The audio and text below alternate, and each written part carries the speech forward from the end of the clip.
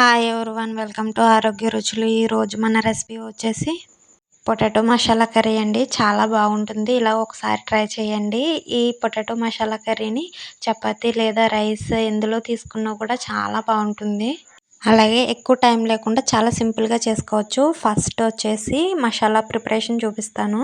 దీనికి చిన్న mixie jar పెట్టుకుని ఇందులోని 3 లవంగాలు, 3 యాలకులు, దాల్చిన చెక్క, 1 స్పూన్ జీలకర్ర, 1 స్పూన్ గసగసాలు, 2 స్పూన్ల వరకు ధనియాలు, 1 వెల్లుల్లిపాయ పూర్తిగా వేసుకోవాలి. అలాగే 3 ఇంచుల అల్లం ముక్క వేసుకుని కొద్దిగా వాటర్ వేసుకుని మెత్తటి పేస్ట్ లాగా మిక్సీ పట్టుకోవాలి.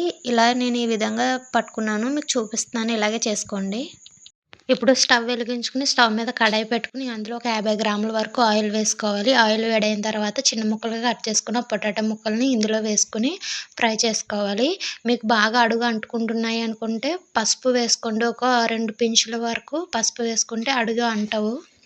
ఇలా మీకు దుంపలన్నీ కూడాని బాగా రెడ్ కలర్లోకి వచ్చేంత వరకు ఫ్రై అయిపోయిన తర్వాత ఒక దాంట్లోకి తీసేసుకోండి. మొత్తం అన్నీ కూడా ఇలా తీసేసుకుని పక్కకు ఉంచుకుని ఇప్పుడు ఇందులోనే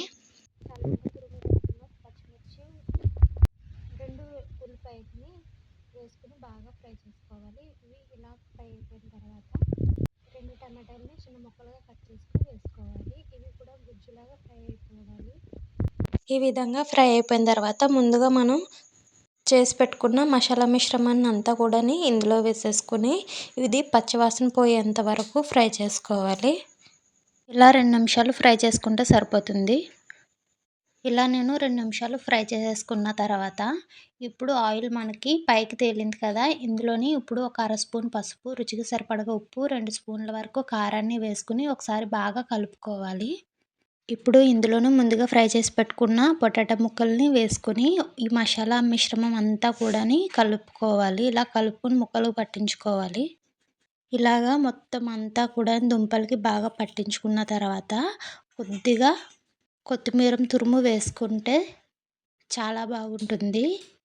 నేనైతే కొద్దిగా వేసుకుని మళ్ళీ ఒకసారి కలుపుకుంటున్నాను. ఇలా కలిపేసుకున్న తర్వాత ఒక గ్లాస్ వరకు వాటర్ని వేసుకుని మళ్ళీ ఒకసారి బాగా కలుపుకోవాలి. ఇలా కలుపుకుంటే మనకు మసాలా మిశ్రమం అంతా కూడా సమానంగా కలిసిపోతుంది.